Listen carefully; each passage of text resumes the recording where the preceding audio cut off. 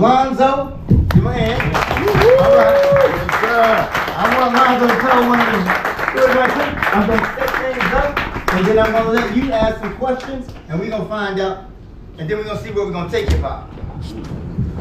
Good evening, everyone. Yes, Thank y'all for coming out tonight, y'all. Thank you, I appreciate it. You know, I don't know if y'all caught this one thing or not in the documentary.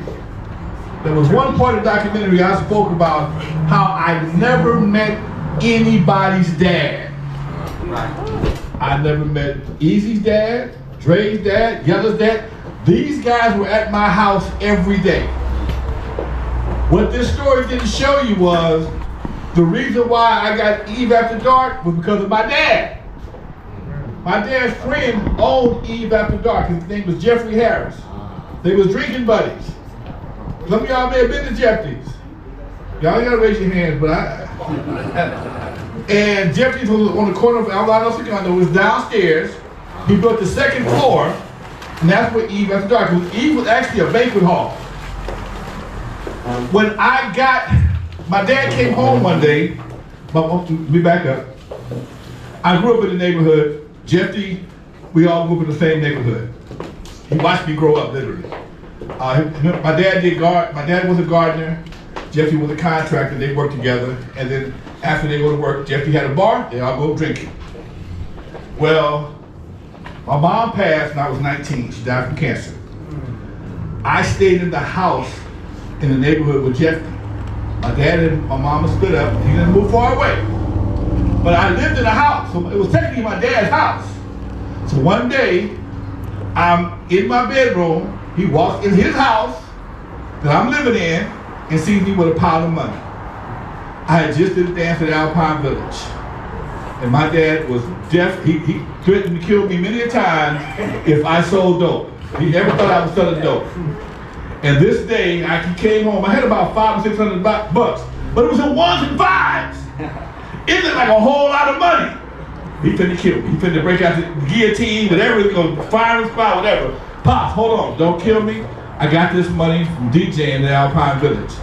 He told me, ain't that much damn money in DJing, it ain't possible, okay? I said, come by the dance. I had a dance a couple weeks later. Come by the dance and you'll see what I'm talking about. He came by, he was so impressed. He started asking questions and he told his friend Jeffrey, hey, my son got a good thing going on, you ought to give him a shot. I never would have thought about this. I never would have thought about doing this. I had no intention on ever owning a nightclub at 21 years old. Right. We go upstairs to meet Jeffrey. In my mind, at 21, I'm thinking I'm going to rent the club every 2 weeks like we did at Alpine Village. Every 1st and 15th, we're going to be out at Eve After Dark. Jeffrey and my daddy sitting there, they both drinking brown liquor. They about lit. And Jeffrey said, well, I'm going to give you a shot. All right. But you got to take it every week. Huh? Rent was $300 a night. $300. In 1979, he was charging me $300 a night. $600 a week. All right? $2,400 a month.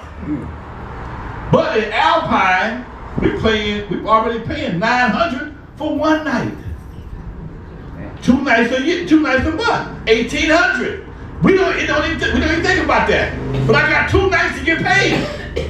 So I went to my friend Jeannie, and she says, I got you. I'm still nervous. Now, while we cut the deal, a few things were laid out that day. I'll never forget as long as I live. Again, they about lit. And Jeffrey says, all right, damn it. I'm gonna give you a chance. But you better not F me. My daddy said, if you do, I'm gonna kick you right in the ass. Okay? My daddy said, if you embarrass me, you gotta kick you in the ass, I'm gonna kick you in the ass too. Stand up. So now I'm already under pressure. I'm under pressure going into the venue. And he says, when you become successful, Jeffrey, when you become successful, leave the ladder of success down for another brother to climb up. Yeah, there you go.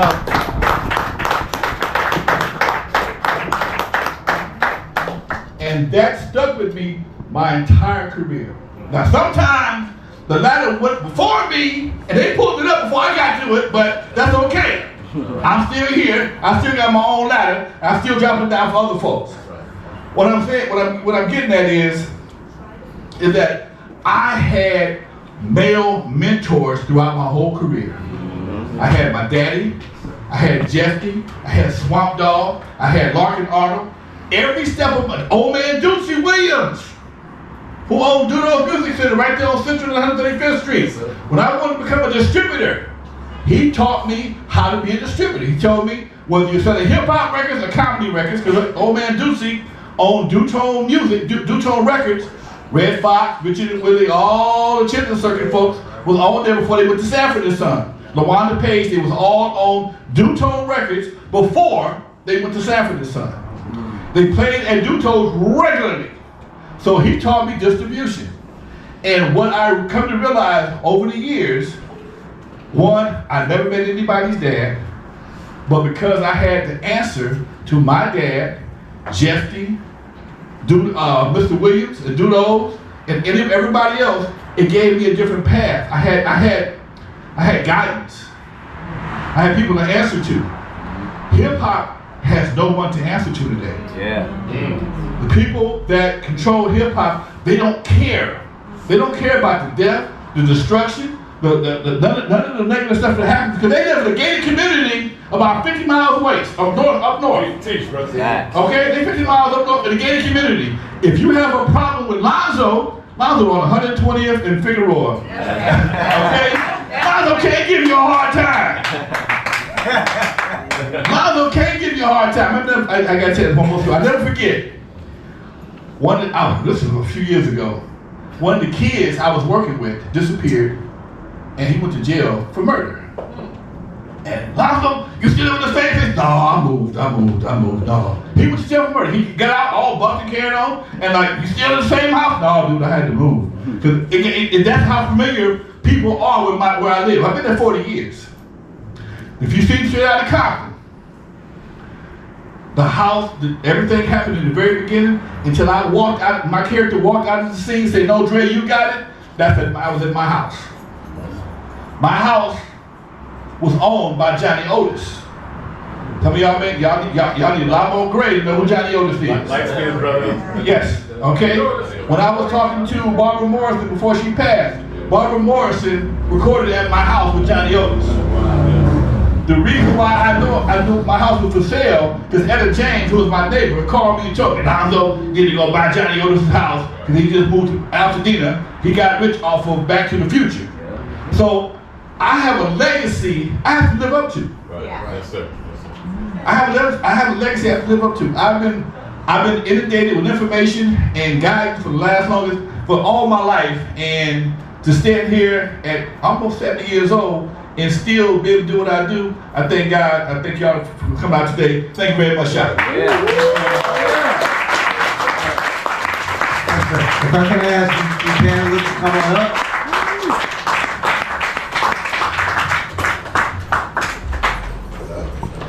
No.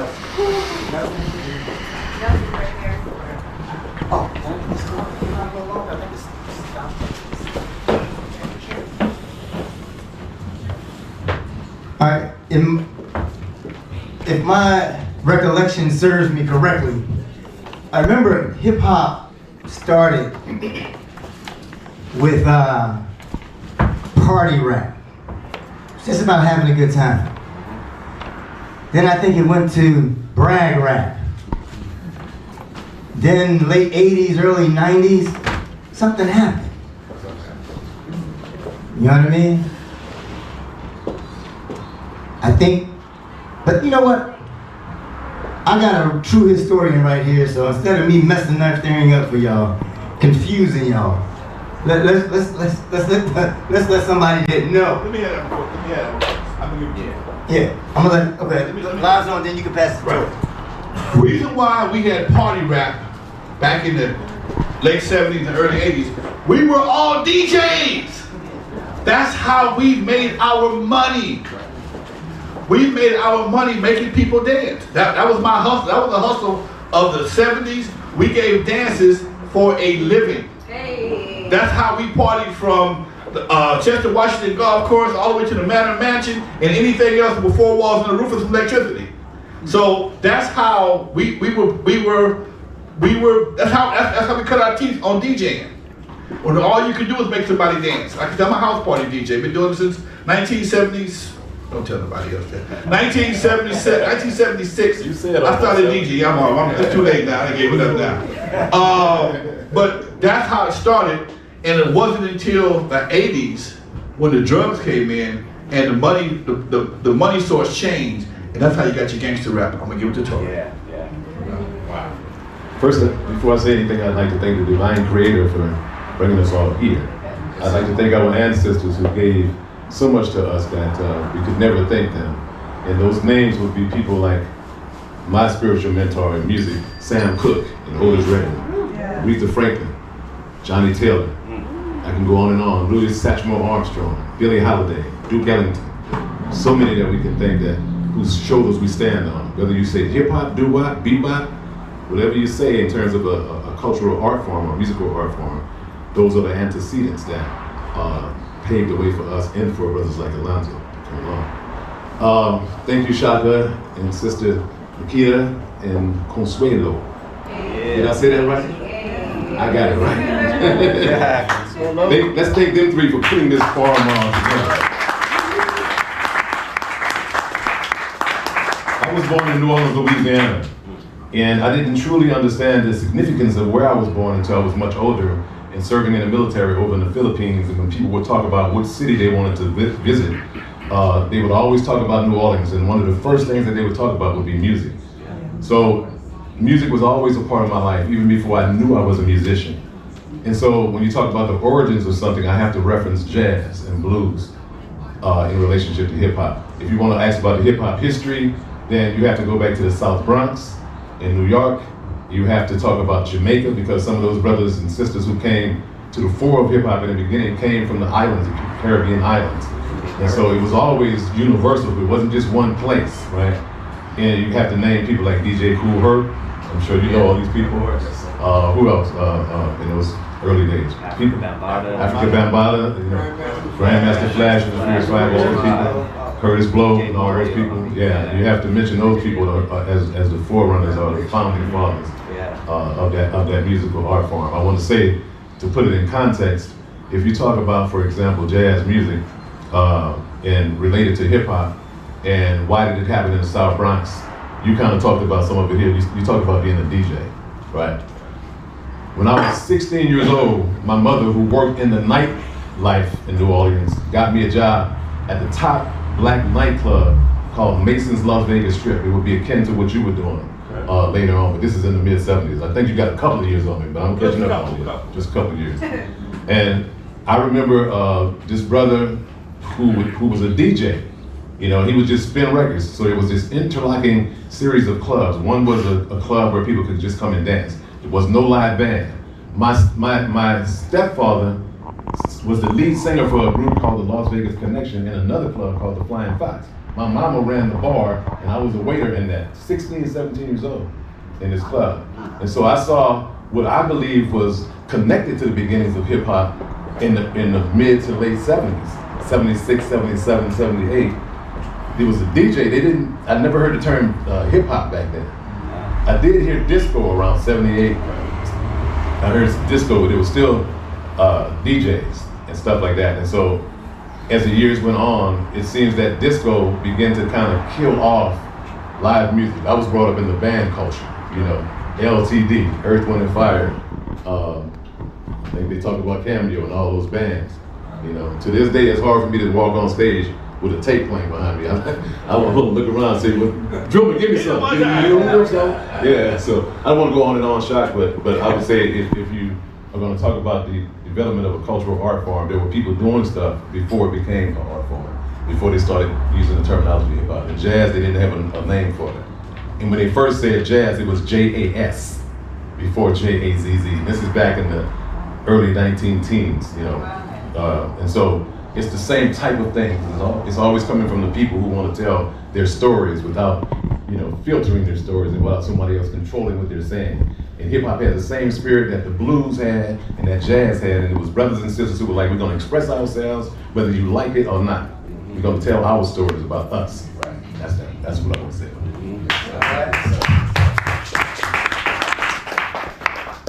All right, so that was the beginning. We started with Curtis Blow. What was the popular song that Curtis Blow did? Breaks. These are the breaks. You remember the lyrics to These Are the Breaks?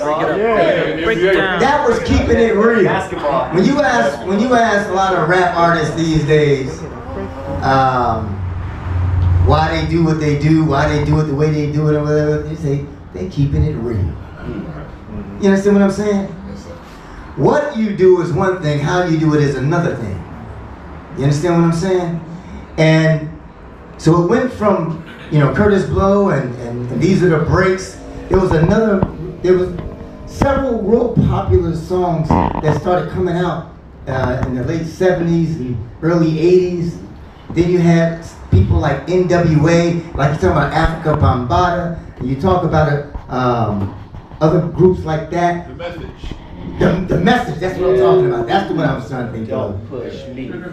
Right. Close. That's keeping it real.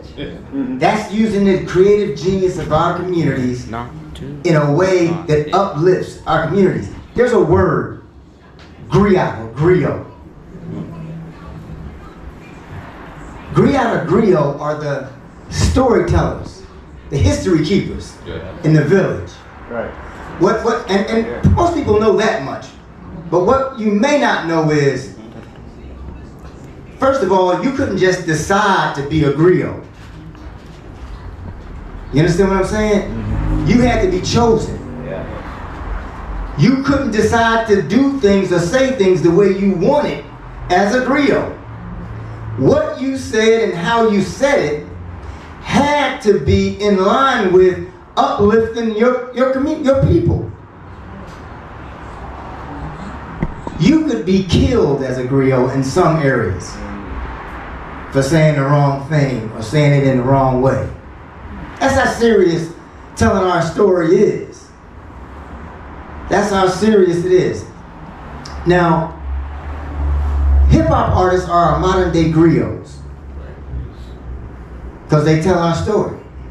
They create a trajectory behind which our youth go. And we all have seen what that trajectory have led to over the past, say, 40 years. My question is, we know that in the late 80s, early 90s, when after NWA and all this kind of stuff was happening, all this conscious stuff, something happened. I would like to know from you guys who know what happened and who did it. Can I start with that? Yes, sir.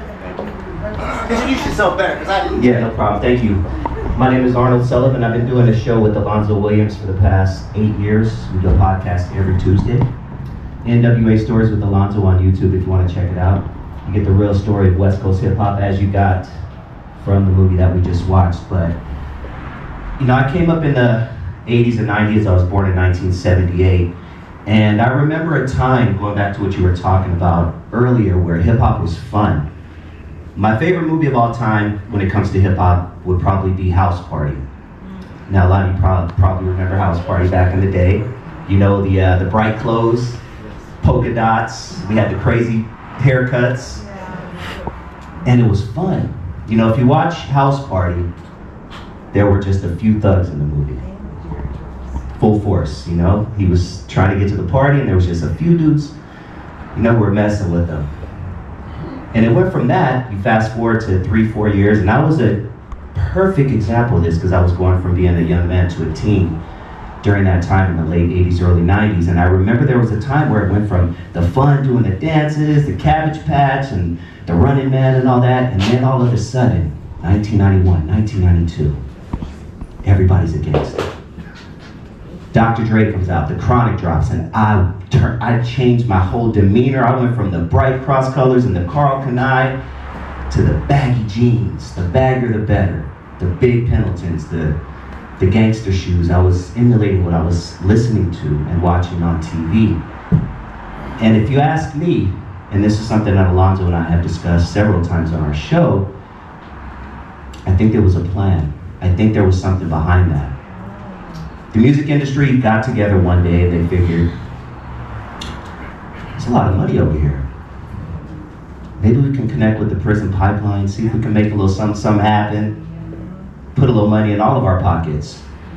And if you ask me, I think that was one of the reasons why we are where we are today when it comes to hip hop. Lonzo and I were talking last Tuesday, and he said, we started this thing, but we also effed it up. We started hip hop, but we also effed it up. Lonzo, would you like to maybe talk a little bit more about that?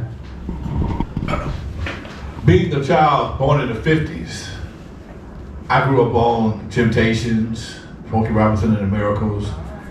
Curtis Mayfield was my first super producer. When all he was doing revolutionary music, We're a Winner, and all the uplifting stuff that you heard in the morning, I was a hippie. I was a wannabe hippie. I had my military coat, my peace, love, and jeans, all that good 70s attire. In 1972 or 3, he did Superfly. My natural got pressed and curled and turned into a perm. I traded in my army coat and got me a maxi coat. In fact, I would have got me some baking soda and started sniffing baking soda, trying to think I had cocaine. I ain't got a lot of kicking. I don't have a lot of kicking. I got pictures of me in this coat. My cousin slapped me because man, you ain't got no cocaine pop. I stopped doing that. But when it came to hip hop, West Coast hip hop has a much more unique beginning than East Coast hip hop. Yes, it started in the East Coast, but it came to the West Coast. And when it came to the West Coast, because nobody thought we were gonna make it. Nobody believed in hip hop. Y'all forget that disco had just got killed in the late 70s. Disco was the biggest craze they ever had. Everybody was disco. They had Dutch disco in, they had Donna Summer, they had everybody. We had Chic, we had a whole movement. All the black radio stations changed their formats to disco. And all of a sudden somebody said, disco sucks. And it went down. It dropped, it killed, it played, it died a quick death.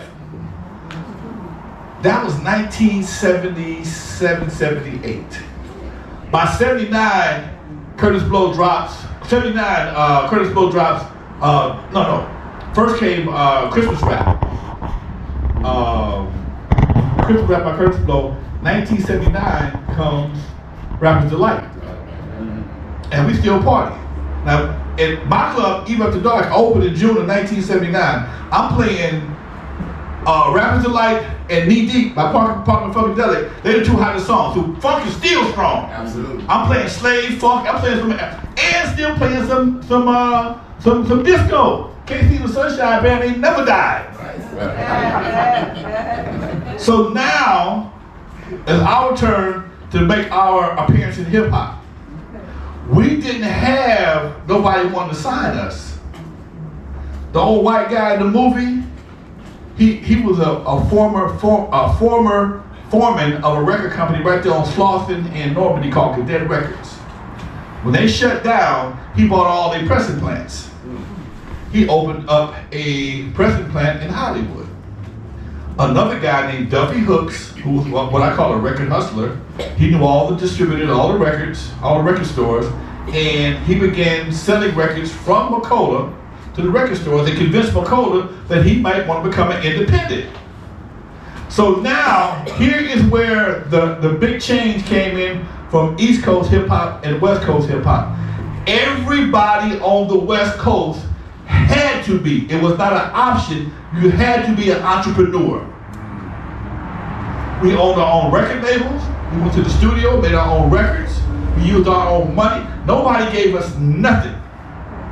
We had to buy our own drum machines. We had to learn how to use the drum machines. We had to buy our own turntables. We had to go to the studio. And Macola, because he was over there on Santa Monica Boulevard, couldn't wait to steal our music. gave us a chance. He pressed it up. All we had to take him was the tape from the studio. And he would press it up, put them on plate them up, process them. I should most say they want to leave it like that. Process them, and give us something to sell. And because my last job, the last job I ever had, last clock I punched was 1979, was at a record distributor called Record Shack in Compton. I knew all the record stores, VIP, Magic Disc, everybody, and I sold records to these record stores. And when McCullough and Duffy got together, I created my own little distribution network. But here is where I came. I keep saying I, but it is what it is. I was able to assist everybody else in getting into the record stores because, again, where the East Coast artists, they had record labels. They had Sugar Hill Records. They had Def Jam. They had all these labels that was giving them record deals. They gave them record deals. They owned them. These guys, they were just artists. We were businessmen. We had to go out to we had out the trunk was our distribution method for a long time. EAZY, Out the Trunk, Dream Team Records, Egyptian Empire, Crew Cut. Everybody was out of their own trunk, and it wasn't until probably about 90, 91, somebody started getting record deals. And as long as we were doing our own thing and controlled our own distribution, we were pretty cool. Now, EAZY them made some records. They made, come on, help me out, Dusty. Fat Girl, Boys in the Hood, stuff like that. But when they got signed, everything changed. The dance songs with Arabian Prince and all that. They had all the dance songs, Arabian Prince, something to dance to. Yeah, there you go. Panic Zone, that was the stuff they had, that was radio music. But once they got signed to Priority, and they made it. Let me tell you a story about F the Police. It's a true story.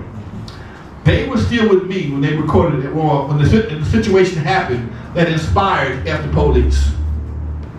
I live right by the 110 freeway.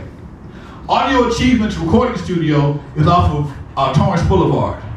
If you ever pass by, if you look right before you get on the off-ramp, there's a highway patrol station right there, right by the freeway. Well, we all, in our spare time, were paintballers.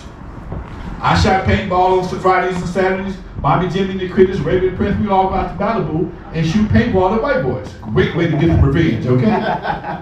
And EAZY wanted to go, but he never went with us. But he bought a paintball shotgun.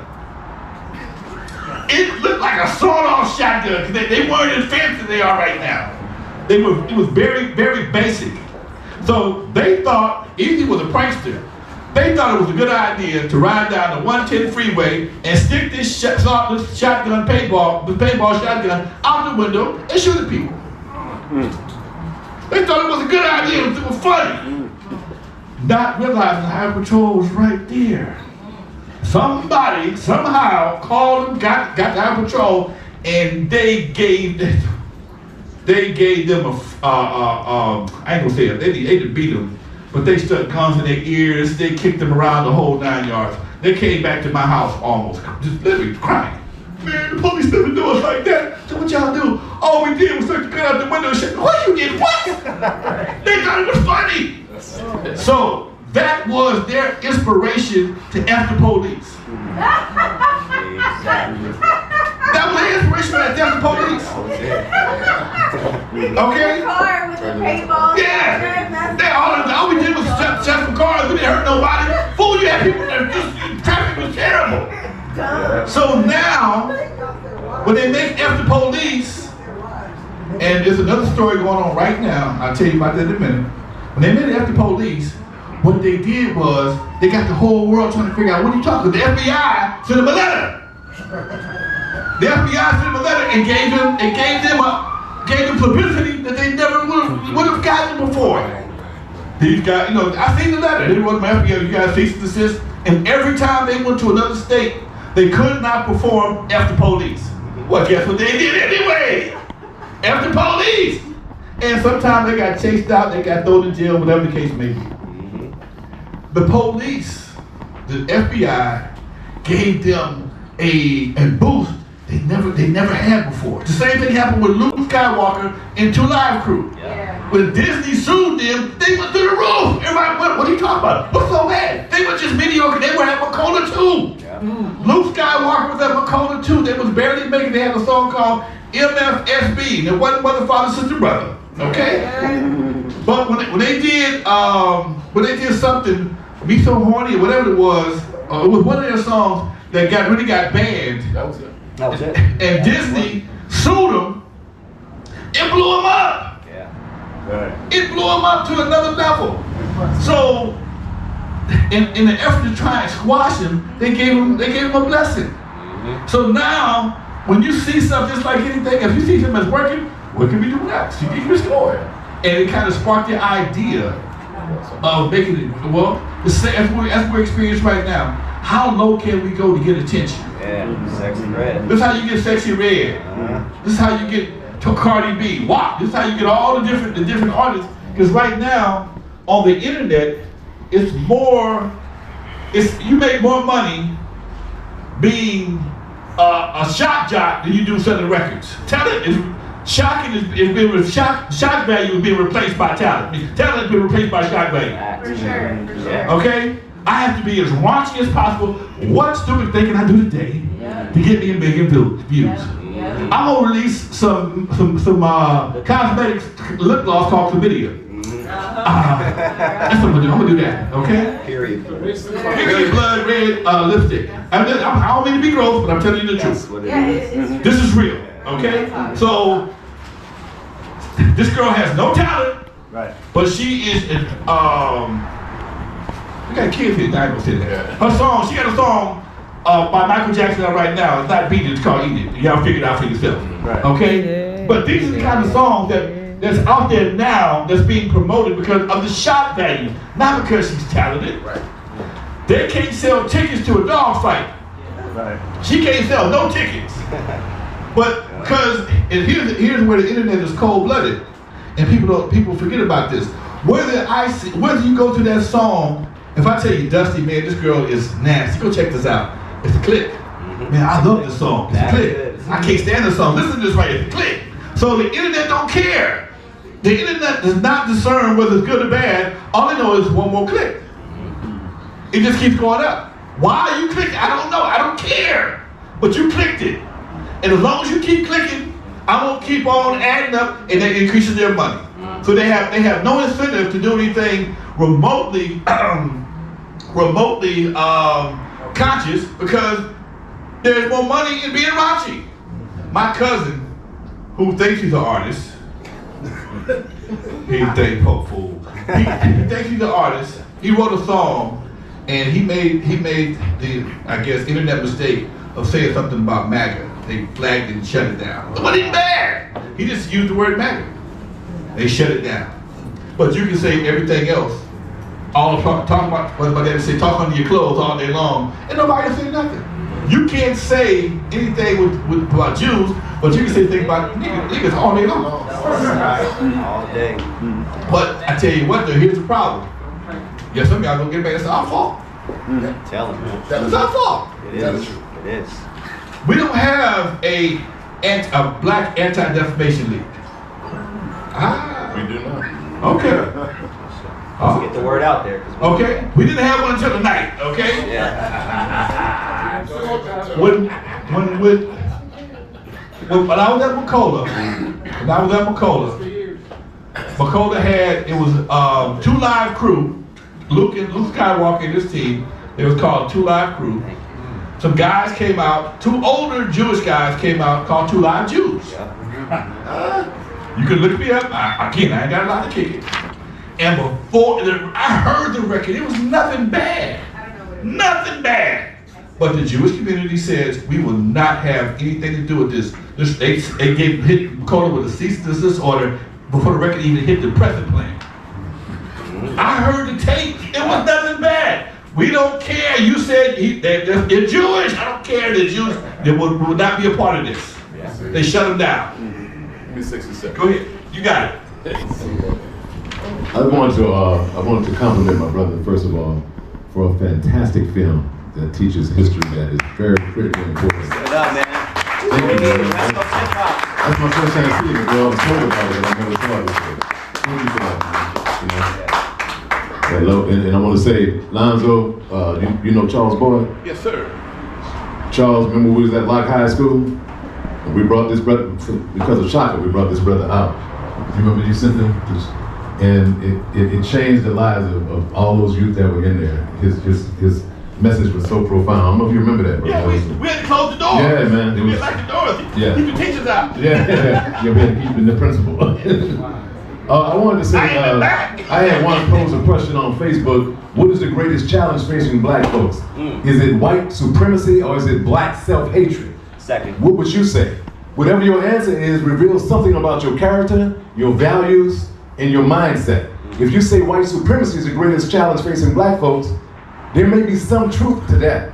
But what it does, it puts responsibility for your behavior in somebody else's hands. What I'm saying is this. What he dealt with in the hip hop industry when it changed and he refused to go faster because he had some values and some morals, saying something about his character and the way that he was raised, right? You, my brother Larry Love, had to face the same challenge. Somebody comes to you with $1 million and say, I want you to call all your women bitches and all your brothers niggas. I'm about to change your life, man. I'm about to give you $2, $3, $4 million. How many of us would turn that money down? Look at yourself in the mirror and ask yourself, would you actually turn that money down? Right? I have been approached many times to accept some money for something that I know I shouldn't be doing. Right? And I made my mind up a long time ago that I would never sell out for anybody's money. Nobody's money. Yes, sir. Somebody asked me about, I don't know, cousin of mine, I don't speak to no more, bro. Called me and said, well, let's make this money. Trump is doing this Bitcoin thing. And I know I got it inside, I know something. I'm like, bro, don't ever talk to me about doing anything with Donald Trump ever again in your life. I don't even speak to my own cousin no more. I'm saying there was a record company called Black Swan Records. I don't know if y'all ever heard of that. It was called Black Swan Records. A brother started it. He called W.E.B. Du Bois. He called some of the blues artists. He called Paul Robeson and some others. I'm talking about the 1920s now. It was all black owned. And you know what killed it off? You already know. Same thing that he's talking about. So what I'm saying is that what the hip hop industry faced is nothing new. It's the same formula. As soon as you start showing some strong black direction, some white boy's gonna come along and offer you some money to sell your people out. There's nothing new about that. It's not confusing. It's easy to understand. Either you're gonna stand for something or you're gonna go for anything. It's period. Fall for anything. Period. It's not complicated. Who are you? What's your values? Who are you and what are you trying to do with your life? You dig what I'm saying? The Negro baseball leagues started in the early 1910s. A brother named Andrew Rube Foster started the Negro baseball leagues. He looked just like Jack Johnson. Y'all, please tell me y'all heard of Jack Johnson. All right, because I was going to run up out of here. First black heavyweight champion in the world. Held the title for 8 years. They created something called the Great White Hope to take him out. He was so good that he had to run out of the country from Congress creating a new law called the Mann Act. Right? They created that law just to get him. Right? What I'm saying is, him and Rube Foster were friends, and they were both on the cutting edge of showing white folks we can do everything y'all can do, but better. Everything y'all can do. Not just art. Anything y'all can do, we can do it better. Right? And Rube Foster said, you know something, y'all won't let us play baseball, we're going to create not only our own team, now Negroes don't even have one team. Back then we had our own league. And what killed the league was when they came after a brother named Satchel Paige. Y'all heard of Satchel Paige? It was a picture. He used to do his, there's a movie about him. And then they got Jackie Robinson, who was nowhere near being the best black baseball player of his time. Nowhere near. Satchel and people like Josh Gibson, who hit more home runs than Babe Ruth. Y'all heard of that, Josh Gibson? They were all solidly in the black tradition of entrepreneurship, just like my brother sitting to my right. I'm gonna do it myself. Wasn't nobody gonna just put no money in your hands. You open that club, you found a way to make the money, you found a way to get the artists, like you talked about Cameo. I know how hard that was to get Cameo, bro, back in 1980, whatever it was. You got Cameo to come to that club over here? That's just like my brother, where Funk Master at? Just like my brother on 76 in Western last week got a chance to play with George Clinton, one of the godfathers of funk music. Give that brother a round of applause. It took his son over his uniform, put it on, walked out there and got on stage with his music. Right? Never thought it would happen. All I'm saying is this. Malcolm X once said, of all our studies, history is best qualified to reward our research. Hakeem Adabuti, who many of you might not know, one of the most profound black men ever, living in Chicago right now, said the Holocaust of black people is the loss of memory. So if we were to learn those lessons from way back in the Black Swan Records days and after Reconstruction when black folks started opening their own businesses, their own townships and all that stuff, and kept that tradition alive like he got it, it never would have happened. Because they would have did the same thing Larry Love did and said, I don't want your money. Thank you. Woo. All right, let's give him a hand. We're going to get to some audience questions in a second, but I just want to ask one question first, and that is, when it comes to gangster rap, all this negativity, my theory is, that which gets rewarded gets repeated, and there's somebody just doing the rewarding. And they are rewarding certain types of music over others. Is there an agenda? And if so, in terms of this, what transitioned hip hop to the negative stuff that it's become to be? Is there an agenda? Whose agenda? And what do we do about it? I'm looking at this flyer and it says it right there. Remove the N-word from my vocabulary. Let's get them all to start calling themselves niggas. Before NWA came out, when Lonzo was coming up, the generation looked at the N-word as a horrible word. It was something that you described the dude down the street who broke into people's cars. Man, nigga breaks into people's cars. It wasn't seen as a term of endearment, and that's one thing I have an issue with when it comes to the N-word and why I believe this is so powerful right here. I've been talking about this all my adult life. I know Lonzo and I have mentioned it several times in the show. We need to remove that word because as long as we keep calling ourselves niggas, they're gonna keep treating us like niggas. So I think all of the elders, if you hear your nephew saying it, everybody says it now. I hear Asians say it, I hear white dudes say it, I hear Mexicans say it. They say it more than we do now. Right. And that is our fault. We should have nipped that in the bud right away. First of all, we shouldn't have made it a term of endearment. That's crazy. We're calling ourselves something that was originally a horrible word. They called us niggers when we were out in the in the fields. And now that's equivalent to my brother. I'm not with that. And unfortunately, I come from a time where, early 90s, where I said it when I was a teen. I said it all the time, but there came a point, probably around 19, 20, 21, where I said, I'm not using that word anymore because it's not a good word. And going back to what he was saying, I think it was an agenda. NWA coming out, let's keep pushing that, let's keep pushing that, let's keep pushing that. Get them to call themselves niggas, and we can treat them like that, and no one's gonna say anything. What say you, Lonzo? NWA was literally formed in my living room. Actually formed in my living room. When they told me to call themselves, well, let me back up for a second.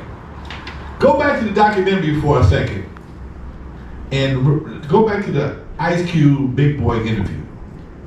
When Ice Cube wanted to call themselves criminals in action, okay? Big Boy made the comment, he called himself, you had the wherewithal to be a criminal, okay? In relationship to NWA, okay? This is all a part of the desensitizing to things that we would grow up we would never want to be. When my daddy saw, like he said, when my daddy saw a wino, we had winos, we didn't have crackheads, we had winos. And my daddy, when I got my first car, he said, don't nigga your car all up. I'm like, what do you mean by that? Okay? And that's, you do too much to, you know how we can do a car, okay? And don't nigger it all up. And when they came up the term, it was no way in the world I could buy into that. Because my daddy, who I respected and feared, never used that word as a term of endearment. It was strictly a word that was used in a form of negativity, and I didn't want to be a nigga. And I can promote that. I've done a few. I tried to sell out. I couldn't sell out. I tried to sell out, and they gave me my cake. No, you too late for you, sir. Well, you said something earlier about the club, about the movie house party. I grew up in I was Martin. That character Martin played the DJ with the records. I had a Vega, like they showed me the Vega. I got records and turntables in the seat. Can't nobody ride with me. An ant can't ride with me. My car was so full of records and equipment. And one day we was doing house party. That's how life was. And the next day it was Boys in the Hood, just like that. The same club I opened in 1979. I wore a suit. That's why the cop didn't like me. I wore a suit and tie to work every day. I come from Kenny's Shoes. We wore back in Kenny's. We wore ties. We wore suits. Selling shoes before tennis shoes became the fashion.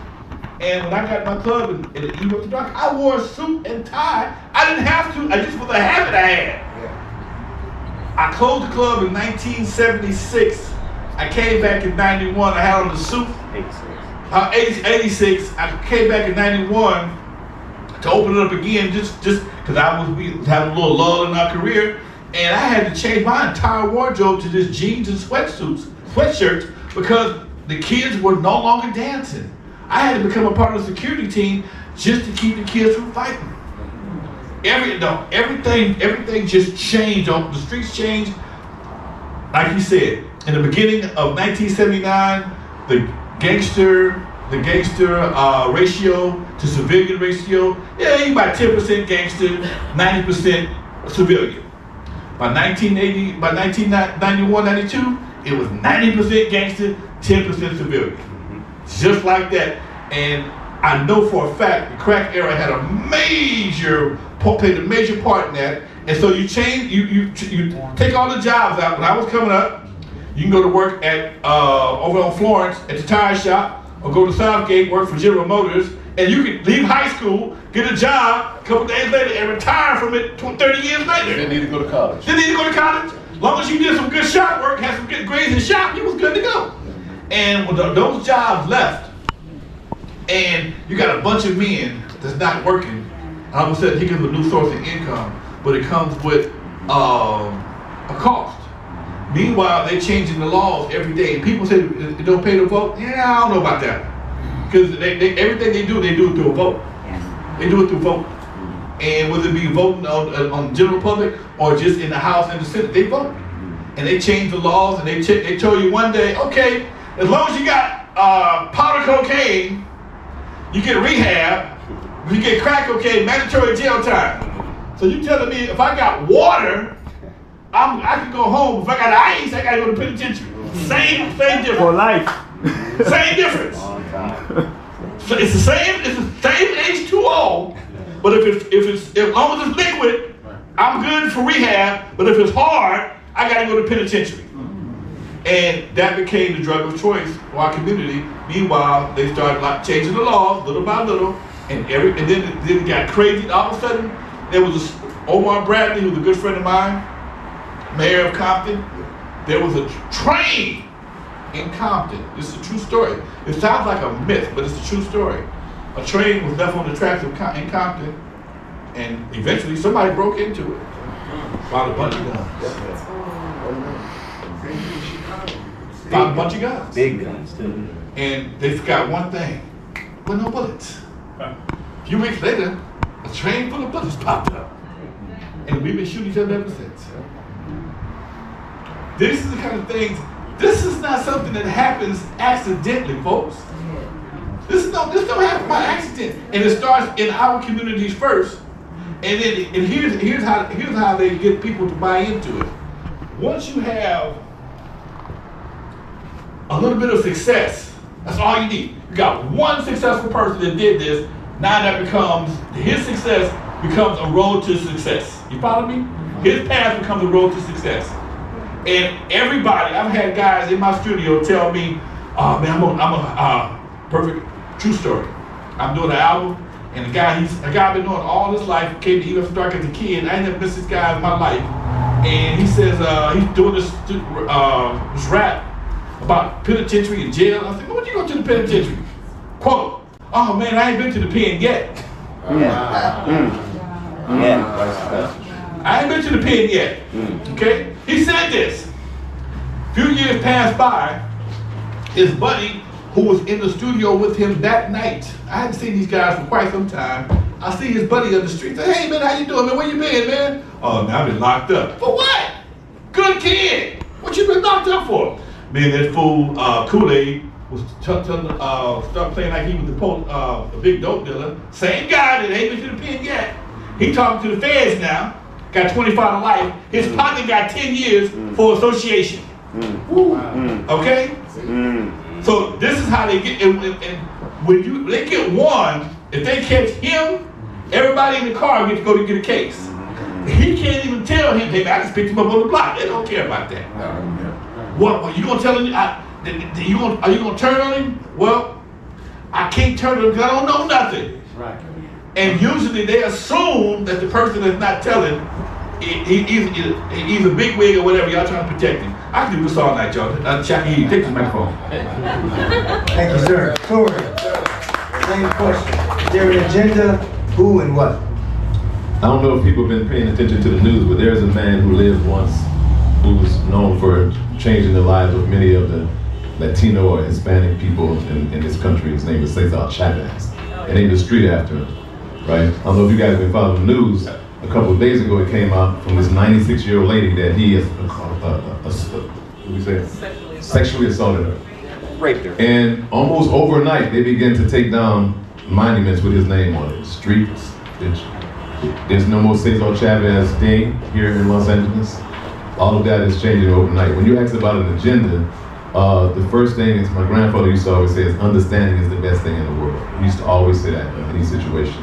And what he meant was, what I was related to, capitalism is the system that we live under in America. And the very nature of the system dictates have and have not.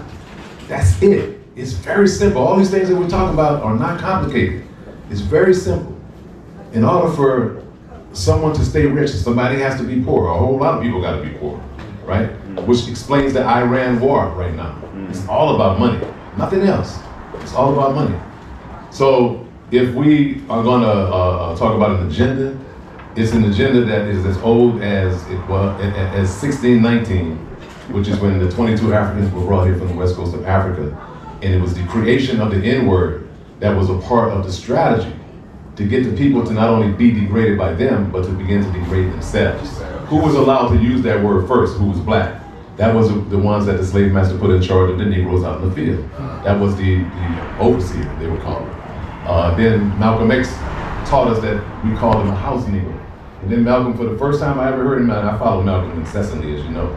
First and the only time I ever heard, well, he said it 2 times. He said it in 1964. He said that they used to call people like that who would come after people like me when I was trying to get the slaves to believe themselves enough to want to free themselves. They would always send some house Negro along to undo what he did. And then he said, back then they called them what they were and what they still are, house niggas. And I said, damn, never heard Malcolm say that word. And the next time Malcolm said that word was when it was very clear to him that he had very little time to live. He understood that his time on this planet was coming to a close. And he talked about the Nation of Islam and how beautiful it was, starting in 1933 in Detroit, Michigan, under W.D. Ford. And then going from there, and Elijah Muhammad becoming the saint-like figure. And then him approaching Elijah Muhammad about those 8 wives that were not wives. He said, why don't you just marry them? Because everybody's talking about all these babies you got. Just marry them, and that'll be in line with the prophecy. And Elijah said, whatever he said, right, to Malcolm. And then the jealousy crept up because Malcolm became much more popular than his leader. And the next thing you know, they were trying to kill him, right?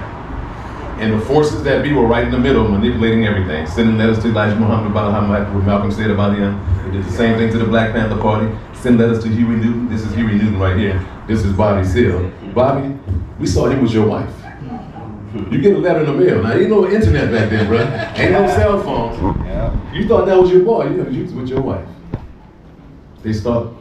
It's the same game over and over and over. And unless we pay attention to history and create our own educational institutions, which is why we're in the schools. We're in the schools so we can disrupt some of that foolishness and keep those kids on the street so they understand, right? And they continue the legacy that had freed us. I can say a whole lot more, but that's all I have to say about that. Let me say one thing about that here. The last artist in my documentary was Afro Man. Are y'all familiar with Afro Man? Yeah. You got that money now. Okay. Good for him. You see, Afro Man was done wrong by the police. He took footage from his cameras of police eyeing a pound cake and doing all kind of other things. All he wanted was his gate fixed and his door fixed. And they tried to sue him, and they lost. And now, just like with NWA, they took him to a whole nother level. Numbers. This case has gave him like 200,000 extra followers on Instagram alone. He's making nothing but money off of them trying to take advantage of him. So this is how now people make that. This could spur some other things from other artists who have that kind of creativity.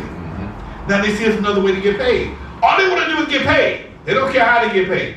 Whether it be off the police, at the expense of the police, or the expense of their own people. All right? All right. Yeah.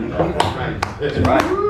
Before we let these guys go, I want to hear anything that you may have on your hearts when it comes to this hip hop thing, whether it's your theory, whether it's a question for them, and to get theirs. But I want to give you the opportunity, you guys, to stay here so late, and but it was good for me. I don't know about for you, but I enjoyed it. Who has a question or a statement they want to make with regards to hip hop at this time? So I just got a whole education here. Never knew who you were prior to this. I'm from Cleveland, Ohio, and so just want to just tell you this, that there was some young guys that my little brothers used to play softball with, right? And I didn't think much of it. I lived in every hood in the hood. But consistently I lived in and around St. Clair, right? One of the neighborhoods. So these brothers met EAZY. They became rappers, and they're known as Bone Thugs and Harmony, right? So your legacy has borne a lot of fruit, all the way, just across the country, basically. But I think that going back to the comment you made about we're talking about like Sexy Red and the artists of the day. When you think about, Don't call them artists. but the right. But just for lack of a better term, when you think about so hip hop in my eyes, because I grew up with hip hop. I'm born in 1969. When you think about the artists today, what they had to, if they were in the 70s or 80s, think about who they had, what you had to be an artist to be successful. You had to, you had to compete against Rick James or George Clinton, Marvin Gaye, the Gladys Knight, the Commodore Confunction. You just name a band, right? So you had to have known music or studied music, and not only perform it, play an instrument or two or three, and sing. So the level, I think Rick James said it best. They studied 3-part harmony and they studied music, and then they went out. I think that even the Barcades, right? They talked about coming. They started in high school, right? So those programs were taken. Those arts and music programs were taken out of schools, and as that dropped out, nothing was really put in its place to keep that to keep feeding the future generations. Because hip hop is really, in my opinion, it's the second life of funk. It's funk's second life, I mean, Rick James made $1 million off of Super Freak, and then he made money off of MC Hammer repeating Super Freak, right? Calling it Hammer Time, right? That's I think, you know, a lot of these artists nowadays wouldn't be able to qualify if they had to compete in the 70s or 80s or 60s, right? Yeah. But I think that, you know, to make one last comment, and I'm gonna pass the mic. The biggest problem facing Black America is the absence of Black fathers. That is the number one problem in Black America, the absence of Black fathers. Facts. That's Thank you, facts sir. right there. Give him a hand. That's it right there, bro. Appreciate that. Thank you for saying that, because nobody says that, man. We blame it on everybody else. It's the black father. I have might be a convoluted question, but during your experience coming up, when did you realize that there was a school to prison pipeline in effect? Think, Lonzo, you want to take that one? Yeah, I take that. Yeah. When my partner started leaving school and being in prison before our first reunion. In 1986, 1984, 85, two things started happening in my neighborhood. Guys start dying, they start going to jail. They start disappearing. And usually somebody would kill somebody and he would go to jail. And now you have two black men that are no longer useless for society. One is dead, one is in jail. And I was kind of lucky. I was blessed. I went to Catholic school all my life, from kindergarten to the 7th grade. Catholic school. I never Yes. did that. Yes, I got beat by nuns. You went to Catholic school. Nuns beat me viciously. Okay? From the ghetto. No, I went to St. Albans in Compton, and I got the SWAT. They were still beating. I mean, corporal punishment was still affecting Catholic school back when I was going to school. So by them still having corporal punishment, I have a different education all the way around. So I understood things a lot easier. And when I realized that when I got to Vanguard Junior High School, they thought I was a genius. My mom said, "No, he'll be all right. Just leave him right where he is. He'll catch up." And shortly after that, I started seeing guys from my neighborhood carrying guns. They just disappeared. You go to your guy would have a briefcase with a gun in it. 38. 8th grade? This is 8th grade. Okay. Talk, yeah. Go ahead. Just one thing. I was asked to go and speak to the Locke Alumni Association. The founder, the architects of Locke High School, the brothers who graduated in 1969. So I went to their breakfast and I spoke. And they want a mentor. They want a mentor. And they asked me about Locke High because I had been there for 11 years at Locke High. And at a point, I asked them, I said, well, how many of you guys grew up with your father? And it was about 15 men in the room. And every last one of them except one raised their hand. They all grew up with their fathers. They're all approaching 80 years old now. And I told them that statistic is reversed in my classroom. And it's been that way for 35 years. Yep. In my classroom, the statistic is 80% don't have a father at home. I don't know who my father is, never had, right? And I don't know if that's the beginning of but I think it began when you said you saw Superfly. I think it started around early 70s, yeah. Fathers just started saying, I don't want to be a father no more. I'll bring babies into the world, but I don't want to be a father. Good evening, everybody. I have a quick question. So I know that there's this discord about dropping the N-word. So I went to Belize, just came from St. Vincent and the Grenadines. And in both of those countries, for all the days that I was out there, or the weeks that I was out there and days that I was out there, I never ever heard that word, ever. The minute that we landed in the airport, I heard the word straight away in America. I am aware that there's a campaign to eradicate the word, but what are the basic next steps that folks can do? Because my curiosity is, why do we love that word here? And the both times I went to my different homes, another story for another day, I never ever heard that word at all. Since we started that campaign, my brother Larry and brother Dr. Raines, I'll answer that question. that word is a North American phenomenon. The people, I think, you know, and I spend time down there and I spend time all around the world as a military veteran and then as an entertainer who traveled the world. You don't hear that word in other places. If you hear it, it's very rare. When I was in Dubai for 2 months, I only heard it one time. It was from a young brother who was in love with Snoop Dogg and Tupac. It's a young brother that had actually come from Saudi Arabia, you know, and he used that word. We immediately, you know, got at him.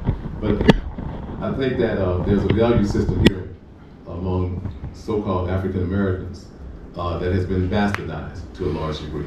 And the conflicts that you heard about tonight, about you know, resisting the urge to take the money versus being true to yourself, have a lot to do with it. And we were taught to think of ourselves as niggas. You know, we were actually taught that. Because they can get us to think that we're less than human beings, and we'll act like we're less than human beings. You kill a nigga on the street, it's just another nigga that died. He wasn't even human. It's another nigga that died. So, and the reason you don't hear it over there is because the people over in those parts of the world tend to have a much tighter cultural net. You know, like when you and I went to Belize, everybody I met was your cousin. You know, everybody I met was your cousin. I was like, dang, she got a whole lot of cousins. Everybody we met was a cousin. But and your family tends to keep you, you know, keep you grounded. Yeah, you know. So I could say a whole lot more about it. But our campaign for people who want to join with us, and I think everybody should, our campaign is starting in the schools. And it's already having an effect on the young brothers who are Black and Latino. And that Latinos feel no shame about them saying the word. In fact, they're the main ones saying, I don't know if I can stop. Stop for 2 weeks, so you, I don't know, Mr. Tory, I don't know. I'm gonna try, but I don't know. You know, it's so ingrained in the culture.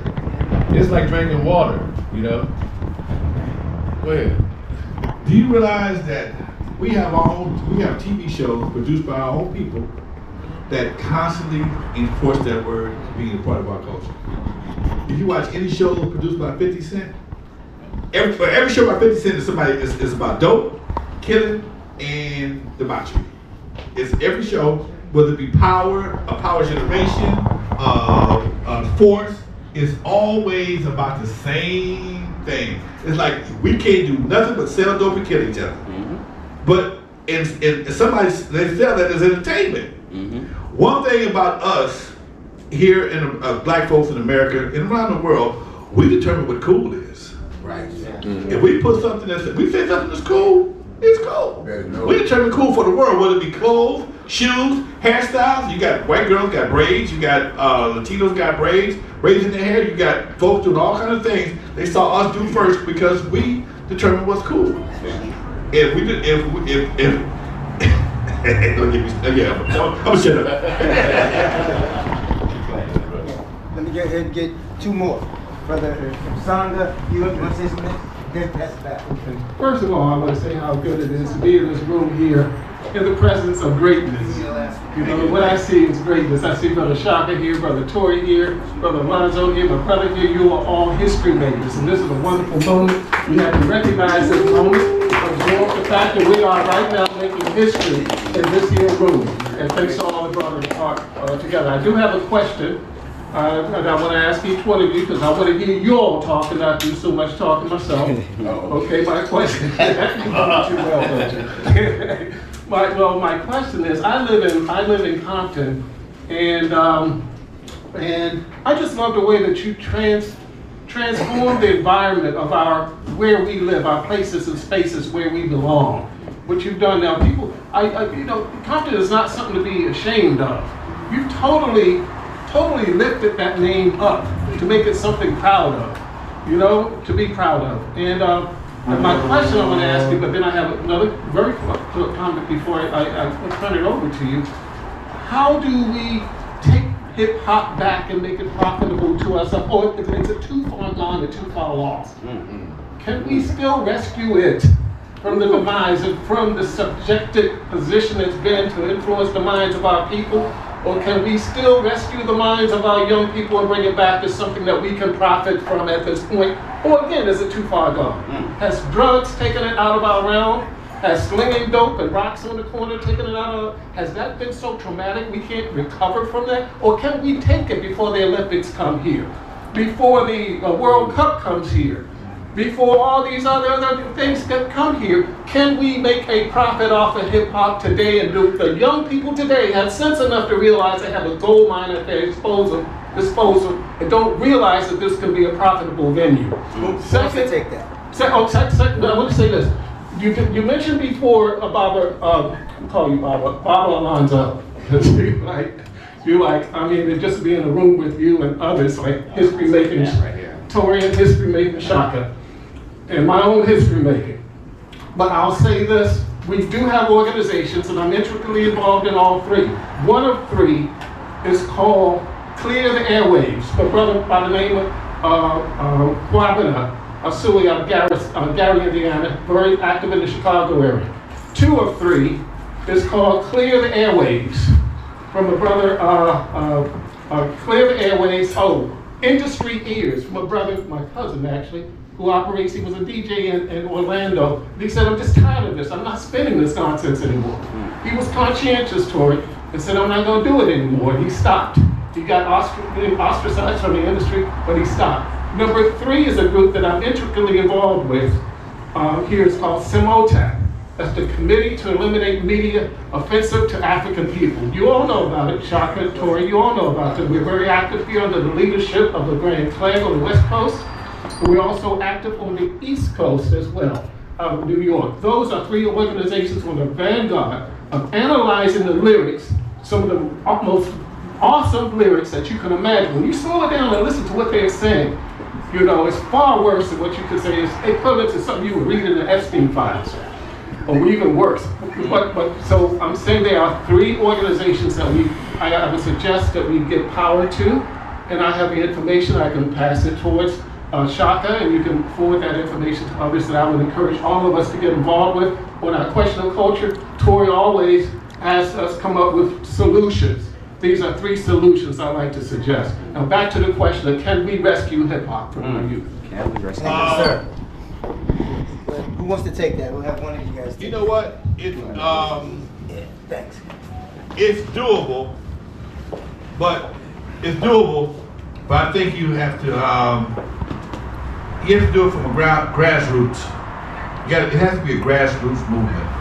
It has to be something that is done not only with, the kids have to lead it. We have to encourage them to lead this, because they're not going to respect our opinions. Yeah. They have to realize the benefits of doing this for themselves, and we have to support that movement. And that's where our experience comes in as adults, as grown folks. We have to find a way to get them, to convince them and to show them that they're going down the wrong path. Okay, going back to Compton for a hot second.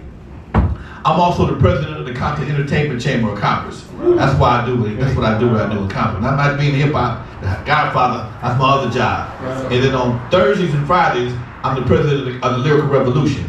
So that's another organization I work with that's moving to try and change these lyrics as well. Because if we don't get these kids to understand, they're supporting their own detriment. People look at you for what they look at you and they laugh at you.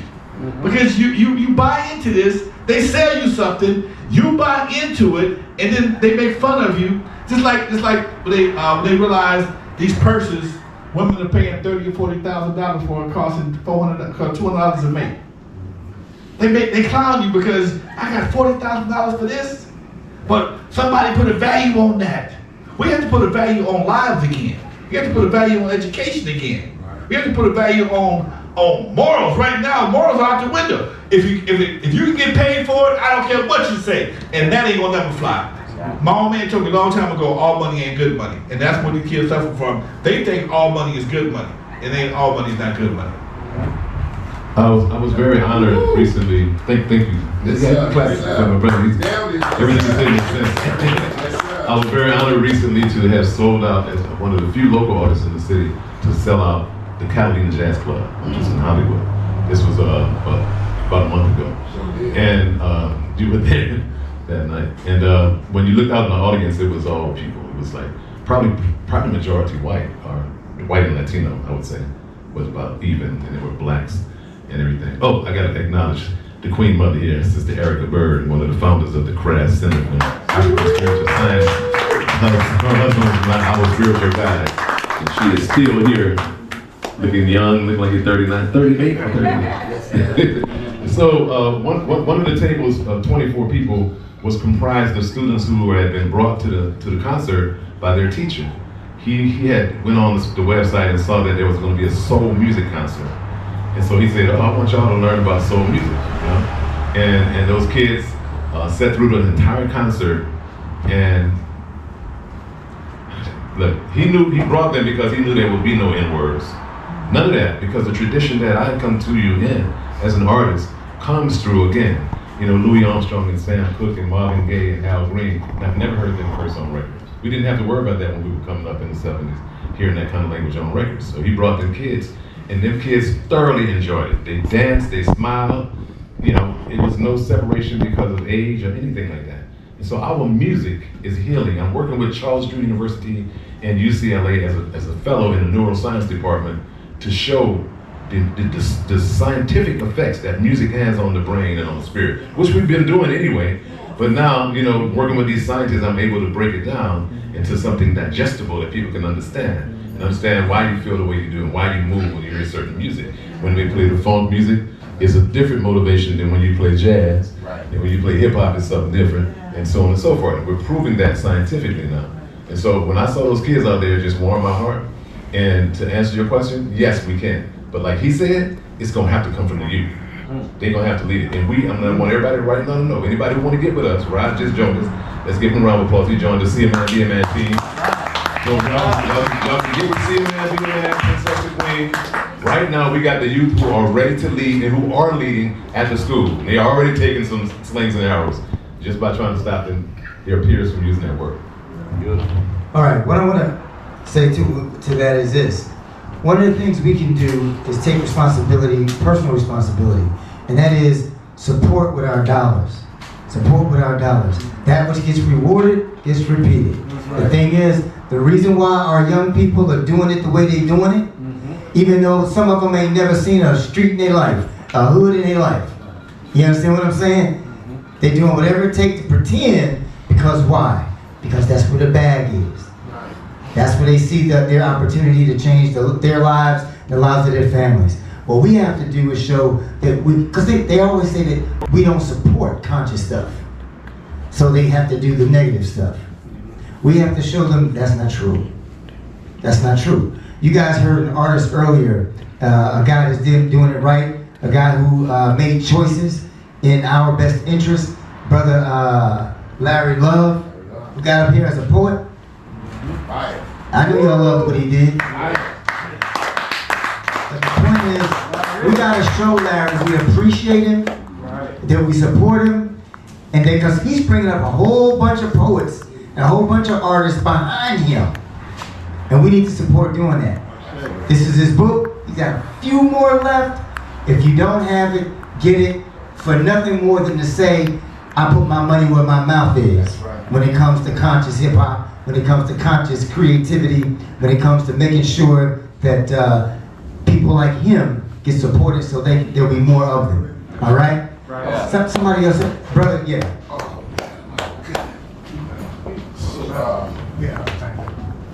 So Lonzo left. I just want to give a big shout out to everybody here. The whole family's here, including you, for reminding me to make it here. I don't know if Big Brother reminded me to make it here or not. Yeah, I made it anyway. You know, the month of March have been completely off the chain. My goodness, from riding the mothership, just on 76, performing with George Clinton himself, to meeting Lonzo Williams.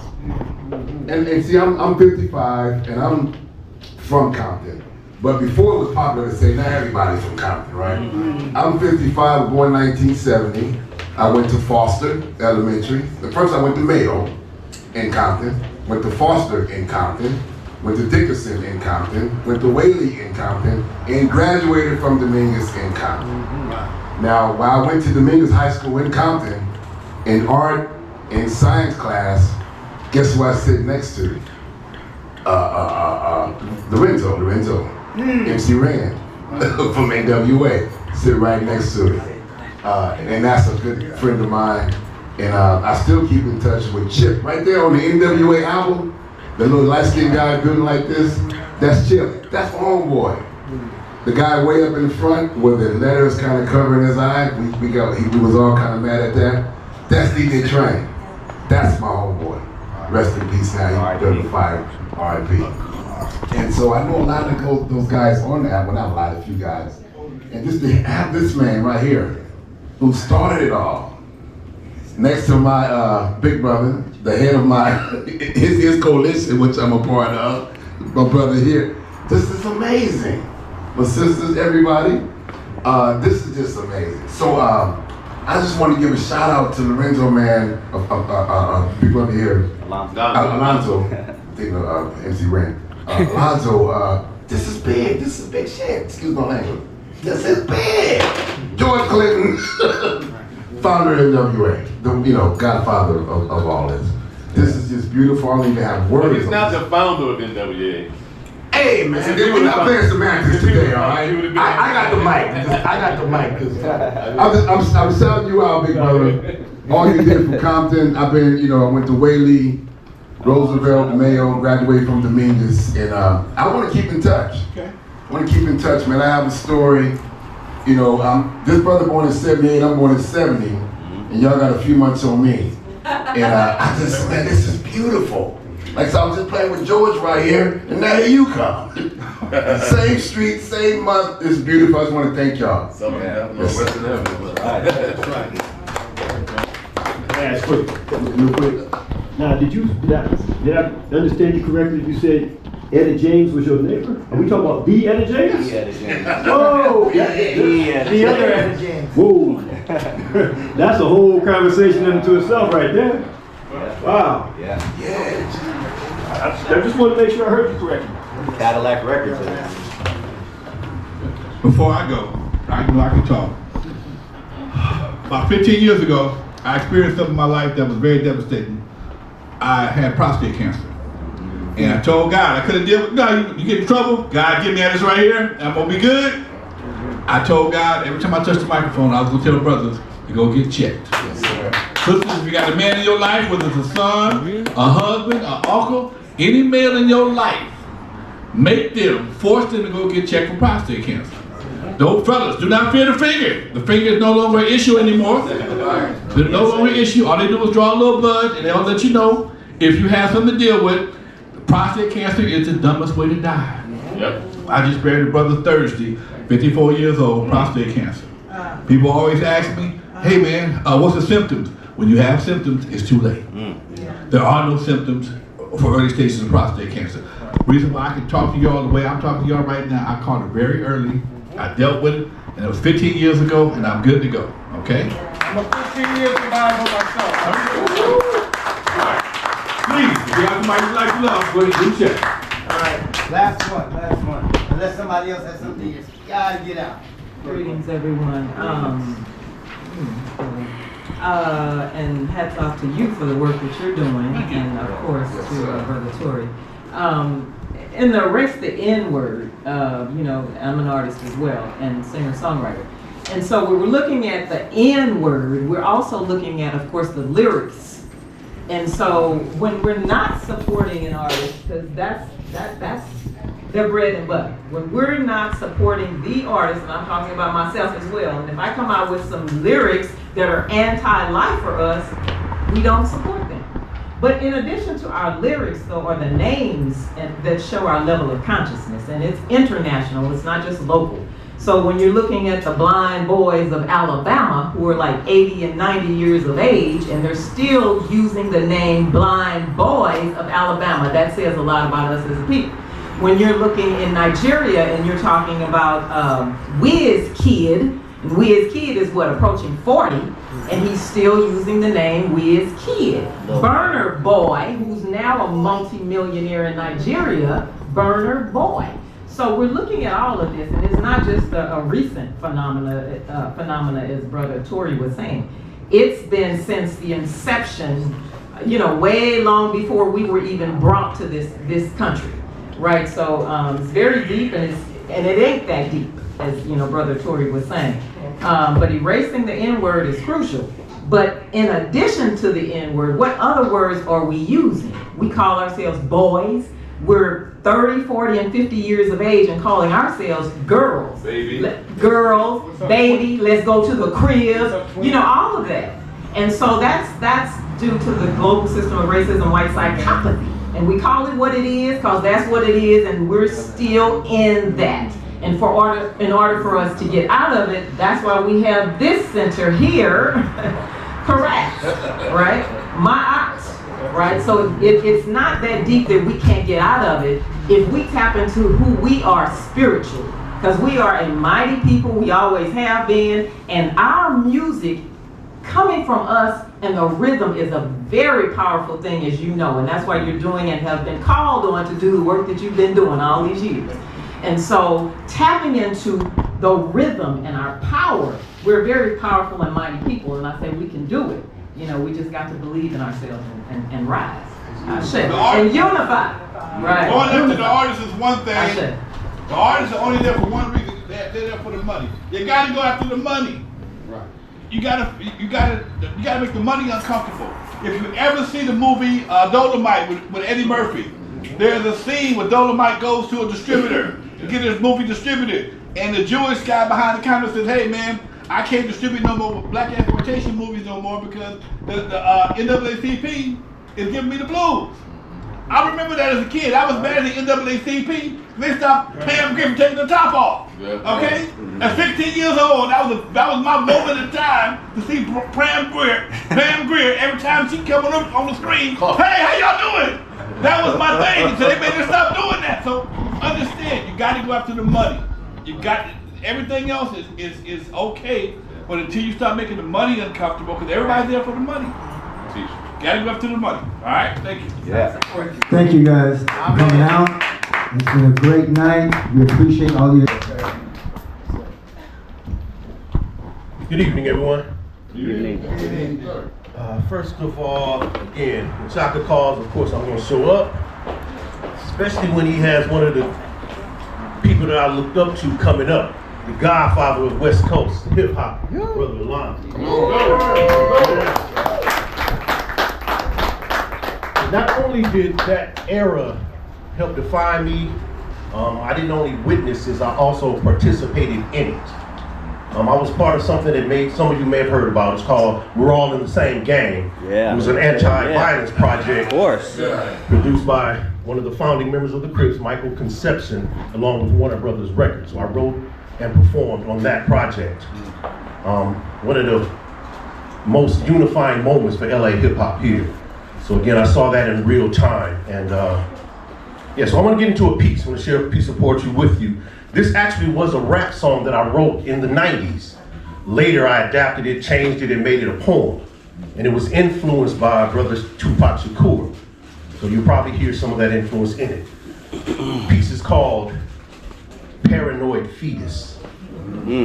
So I often wonder if a child had a choice to be born in this crazy world today, would that child choose to do so or not? Paranoid fetus. Unborn child scared to live. Help me, Black Jesus, I am a paranoid fetus. Afraid to leave the womb. This world don't want me here, Black Jesus. From inside my mother's stomach, I can feel the blatant hatred. Buzzard circle before my birth. Because I'm black, have I been snake bit? The angels call, come to the light. But I'm not convinced that this world is sacred. Seen so many black babies blessed with breath, but then death comes in and takes it. Mother's breathing is steady increasing. The birth of me is not far away, but if given the choice, I'd stay inside. What worth is life in the end of days? So to God I pray.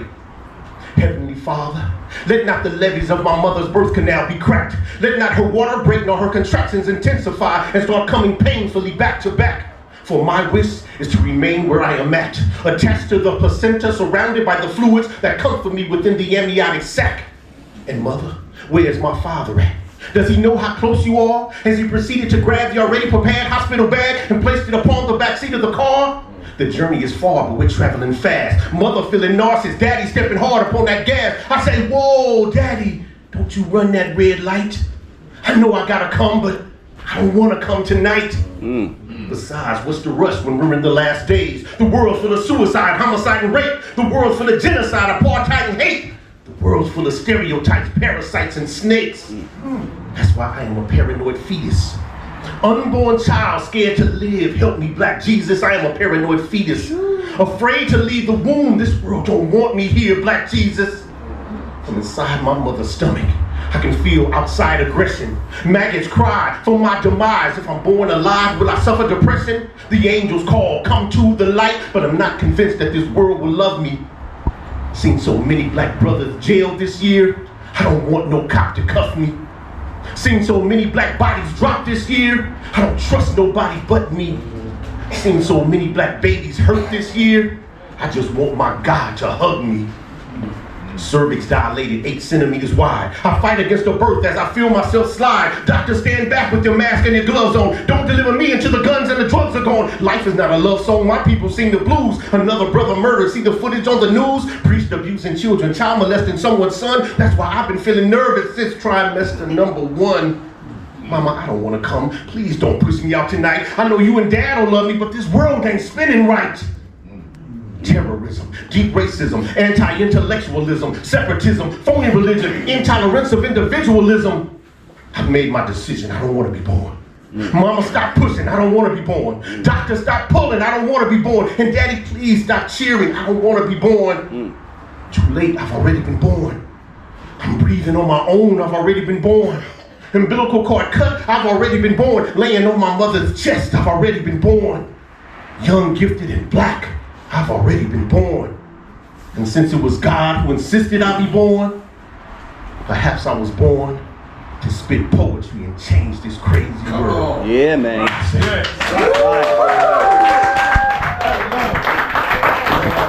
was beautiful, man. That was beautiful. That was great.